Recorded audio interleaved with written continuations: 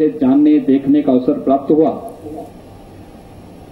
तब मुझे मेरी वो भ्रांति दूर हुई कि वास्तव में समाजवाद के नाम पर हमारे मन में जो धारणाएं हैं वह इस प्रकार के महापुरुषों पर नहीं फिट बैठती है। और तब मुझे इस बात का आभास हुआ कि वास्तव में विचारधारा कोई भी हो, लेकिन उसका लक्ष्य एक है, लोक कल्याण का, राष्ट्र कल्याण का, और वह मार्ग सभी ने एक साथ लेकर के आगे बढ़ाया है। चाहे वह हम लोगों के राष्ट्रवाद का मार्ग हो, चाहे वह समाजवाद का वह मार्ग हो जिसको कभी जयप्रकाश जी ने, आचार्य नरेंद्र देव जी ने, डॉक्टर राम मनोहर लोहिया ने आगे बढ़ाया था। अगर वह विचारधारा सही मायनों में आगे बढ़ती तो सचमुच इस देश का कल्याण होता, और चंद्रशेखर जी उस परंपरा के एक महत्वपूर्ण कड़ी थे। यद्यपि हम लोगों ने शास्त्र में पढ़ा है कि सत्यम ब्रूयात प्रियम ब्रूयात, न ब्रूयाम और सत्यम अप्रियम, लेकिन मैंने फिर भी इस बात को महसूस किया कि सत्य कभी कभी बहुत कड़वा होता है, लोगों को उसको पचाने में दिक्कत होती है।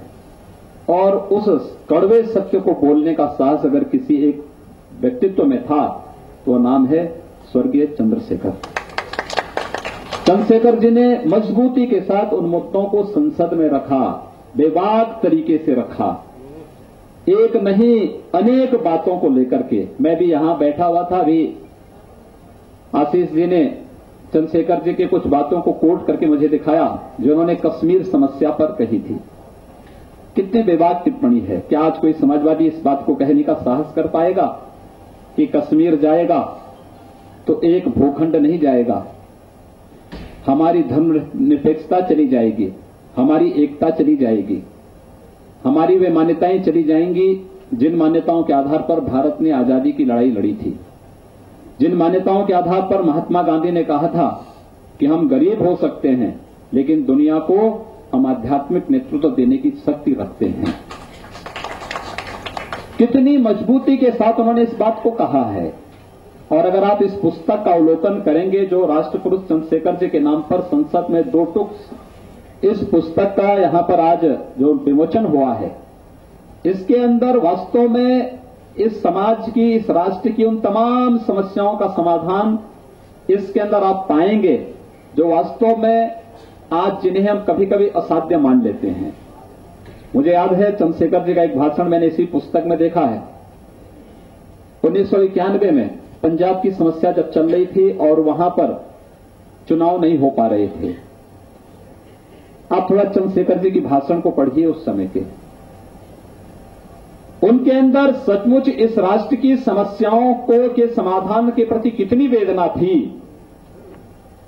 श्रीलंका की समस्या को लेकर के इस देश के अंदर राज्यपाल और विभिन्न राज्यों में कभी कभी राज्यपाल और मुख्यमंत्रियों के बीच में जो विवाद खड़े होते हैं उसको लेकर के जो उनके अंदर की वेदना थी, भारत के लोकतांत्रिक मूल्यों और आदर्शों के प्रति उनके अंदर क्या वेदना थी, इस सब कुछ आपको इस पुस्तक में प्राप्त हो जाएगा।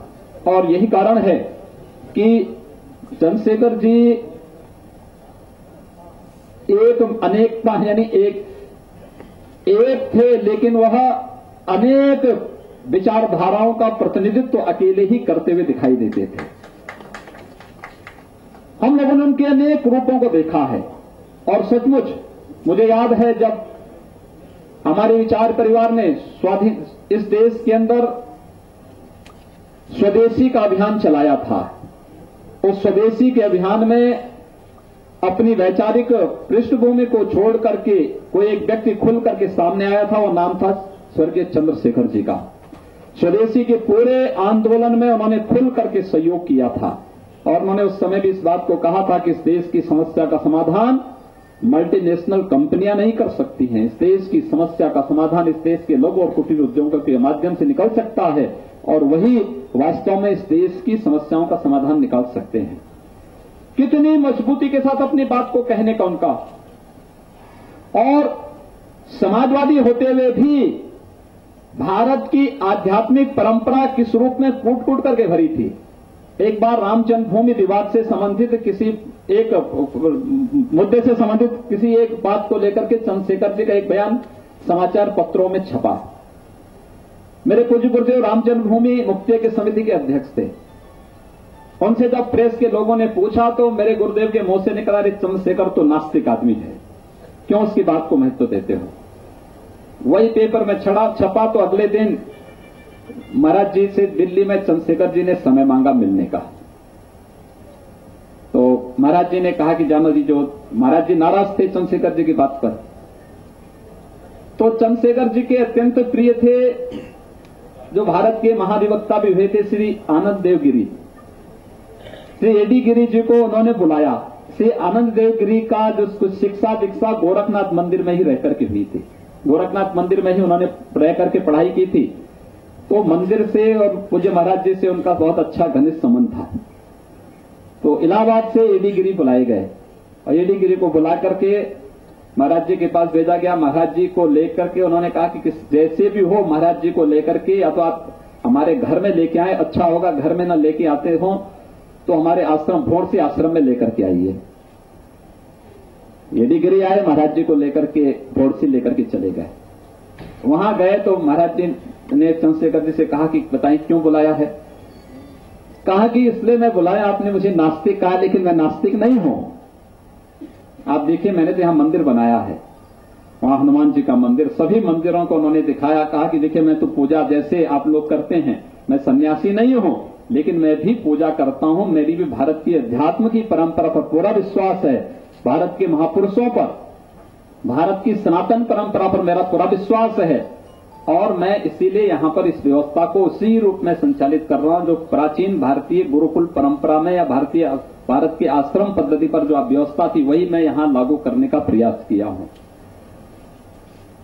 कैसे अपनी यानी किस प्रकार से वो इस बातों को ध्यान में रखते थे। मुझे लगता है कि चंद्रशेखर जी मेरे सामने कभी गोरखनाथ मंदिर नहीं आए, मैंने उनको नहीं देखा कि वो मंदिर में आए होंगे। मेरी जो भी मुलाकात हुई बाहर हुई, दिल्ली में हुई, अन्य जगह हुई। एक बार हम लोगों का एक आश्रम हरियाणा में था, वहां के मोहन जी को वहां के मुख्यमंत्री से कुछ विवाद हो गया था। उस बात को लेकर के उनको परेशान किया जाने लग गया, बड़ा परेशान उनको किया जाने लग गया। तो मैं दिल्ली संसद में सेंट्रल हॉल में मेरी बातचीत मदन लाल खुराना जी से हो रही थी। तो मदन लाल खुराना ने कहा कि मुझसे ज्यादा वहां के मुख्यमंत्री से जान पहचान तो चंद्रशेखर जी की। चंद्रशेखर जी ने कहा कि क्या हो गया ये विराज। मैंने कहा ऐसी ऐसी बात है। उन्होंने कहा ठीक है मैं भी बात करता हूं। और अगले दिन उन्होंने बातचीत भी किया और एक पत्र मेरे पास भेजा। तो उन्होंने गोरखनाथ मंदिर के बारे में विस्तार से लिख करके भेजा कि गोरखनाथ मंदिर इस प्रकार से हमारे पूर्वी उत्तर प्रदेश में है, इस प्रकार से इसकी व्यवस्थाएं हैं, इस प्रकार की वहां मैंने कभी कितनी नजदीक से व्यक्ति जान रहा है मंदिर की पूरी व्यवस्था के बारे में, जबकि मैंने कभी हम लोगों ने उन्हें आमंत्रित नहीं किया था। कभी भी उनको मैंने अपने सामने मंदिर में आते हुए नहीं देखा था। लेकिन मंदिर में क्या क्या गतिविधियां चल रही हैं, किस प्रकार की सामाजिक सेवाओं के प्रकल्प संचालित हो रहे हैं, किस प्रकार से भारत की आध्यात्मिक परंपराओं का नेतृत्व गोरक्ष पीठ कर रहा है गोरखपुर में, इन सब का उल्लेख उन्होंने अपने पत्र के माध्यम से अंत में करते हुए वहां के मुख्यमंत्री को इस बात को कहा कि मैं इसलिए तुम्हें पत्र लिख रहा हूं कि धर्म सत्ता से टकराओ मत। अच्छा होगा कि आप अगर किसी पूर्वाग्रह के तहत ये कार्य कर रहे हो तो इसको वापस ले लो, अन्यथा तुम्हारी दुर्गति तय है। और अंत में उन्होंने वो पत्र जब मेरे पास आया मैंने पढ़ा, उसकी प्रति मुख्यमंत्री को जा चुके थे, इसकी प्रति मेरे पास आई थी। खैर बाद में वहां की समस्या का समाधान हो चुका था हरियाणा की। लेकिन किसी भी बात को लेकर के कितनी गहराई थी, उन मुद्दों को समझने की, उन किसी बात को समझने की उनकी ताकत कितनी थी। वह भले ही हमारे सामने नहीं थी, भले ही हमारे वहां नहीं आए थे, लेकिन वहां की परंपरा के बारे में, वहां की व्यवस्था के बारे में कितना सम्मान का भाव, कितना आदर का भाव उनके मन में था, यह हम लोगों ने उनके उस पत्र के माध्यम से मैंने नजदीक से महसूस किया। सज्जनों, इस देश के अंदर आज एक नई बहस चली आ रही है। आपने देखा होगा अलग अलग तरीके से इसकी व्याख्या की जा रही है और लोग उसके बारे में अलग अलग बातें कर रहे हैं। कुछ लोगों के मुंह बंद हैं। मुझे याद आता है जब आज लोग देश की एक ज्वलंत समस्या को लेकर के मुंह बंद किए हुए हैं, तो मुझे महाभारत की वह सभा याद आती है जब द्रौपदी का चीरहरण हो रहा होता है और उस समय द्रौपदी ने उस भरी सभा से एक प्रश्न पूछा था कि आखिर इस घटना का दोषी कौन है, इस पाप का दोषी कौन है, चीरहरण की घटना का दोषी कौन है।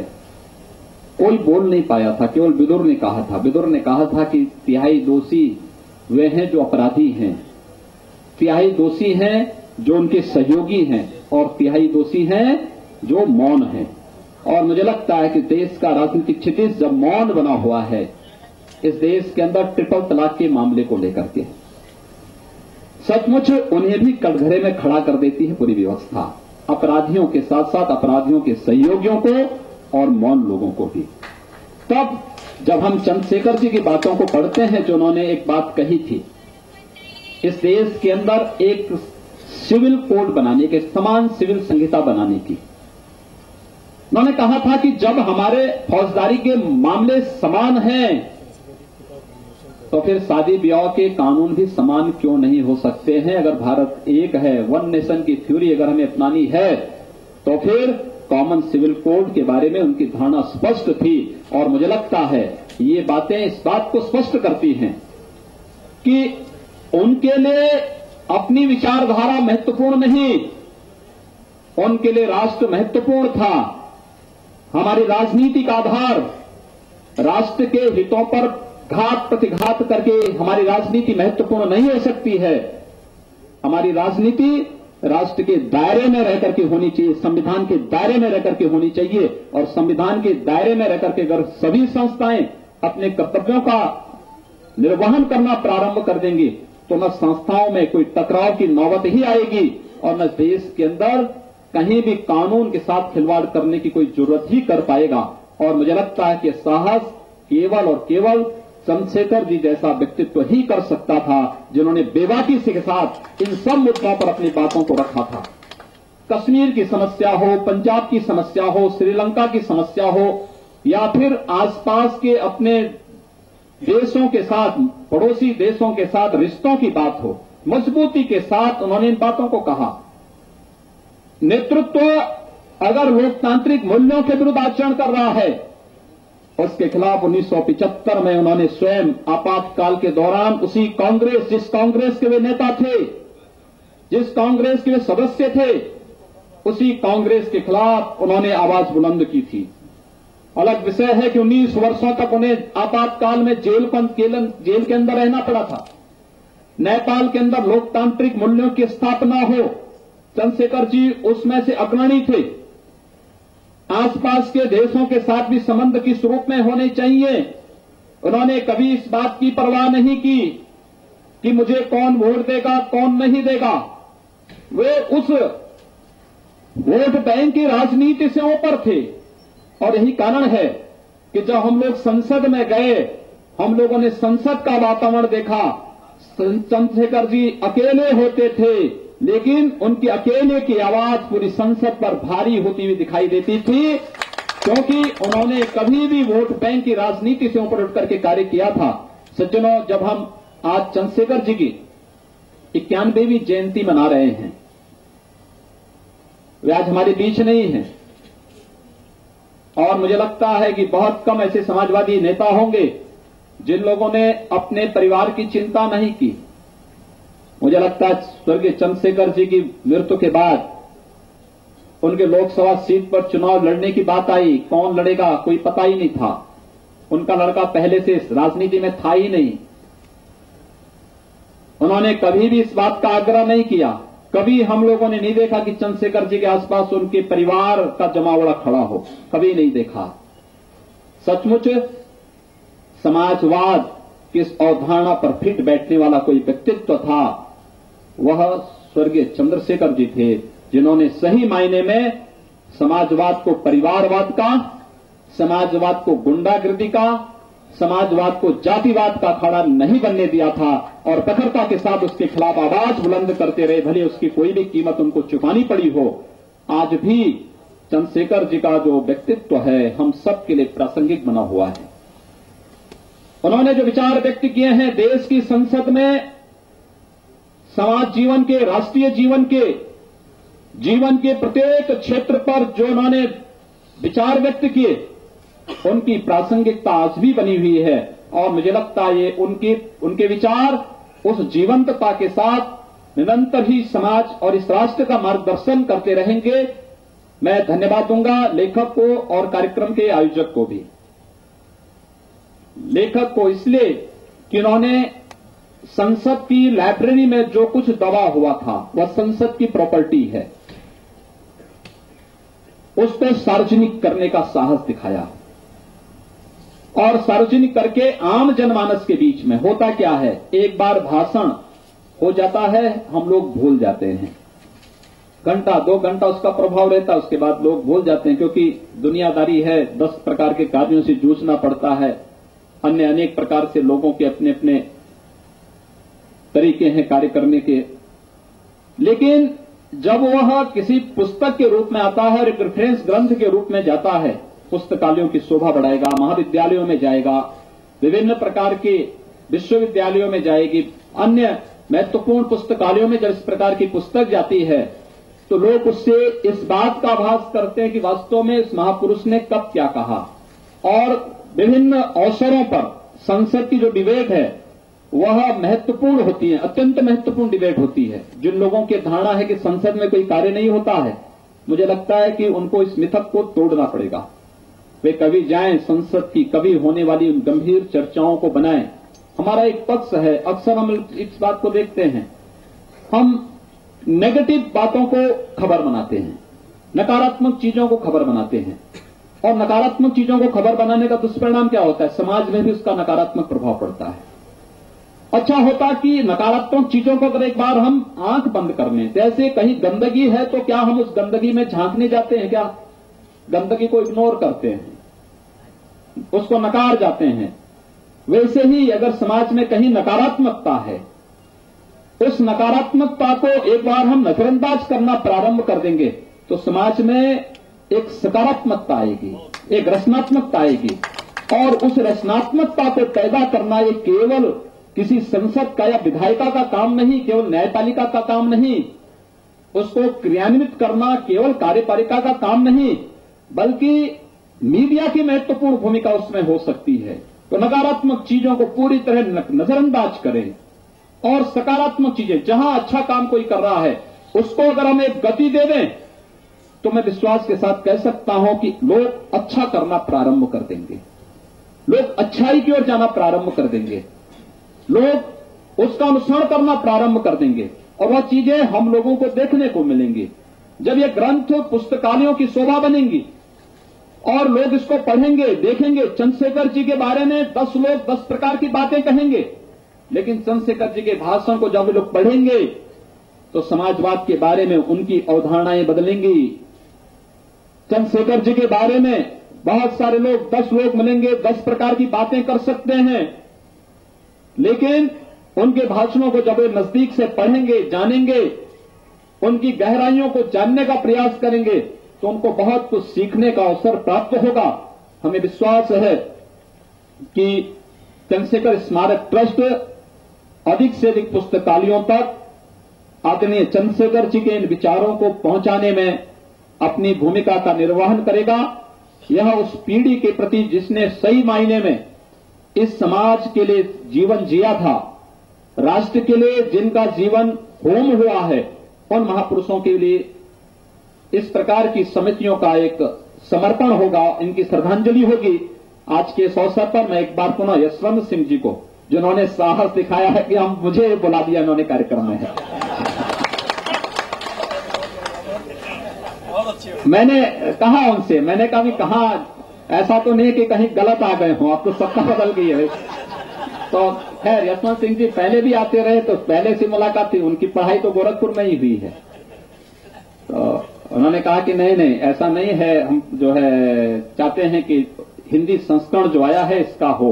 और चूंकि चंद्रशेखर जी से हम लोगों का बहुत नजदीक का तो रहा है, उनको नजदीक से जानने, सुनने, उनके सानिध्य में कार्य करने का एक अवसर प्राप्त हुआ है, तो मुझे अच्छा लगा कि चंद्रशेखर जी के बारे में एक नया प्रयास हुआ है। मुझे लगता है कि यही होती है महापुरुषों की व्यक्तित्व के बारे में अगर हम उनके बारे में कुछ कर सकें, एक बहुत बड़ी बात है ये।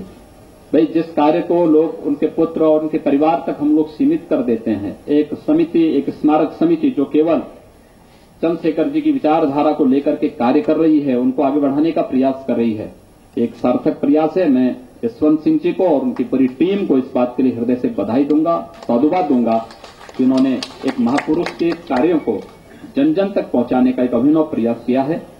आपके इस कार्य की सराहना करते हुए मैं स्मारक समिति के सभी सदस्यों को हृदय से साधुवाद देता हूं और स्वर्गीय चंद्रशेखर जी की 91वीं जयंती के अवसर पर उन्हें विनम्र श्रद्धांजलि देते हुए वाणी को विराम देता हूं। धन्यवाद। जय हिंद।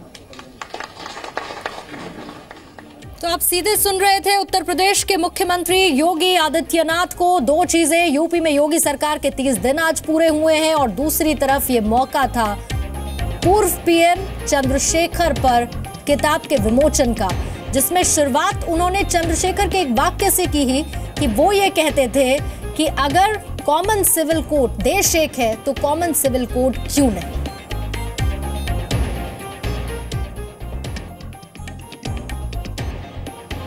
सज्जनों, इस देश के अंदर आज एक नई बहस चली आ रही है। आपने देखा होगा अलग अलग तरीके से इसकी व्याख्या की जा रही है और लोग उसके बारे में अलग अलग बातें कर रहे हैं। कुछ लोगों के मुंह बंद हैं।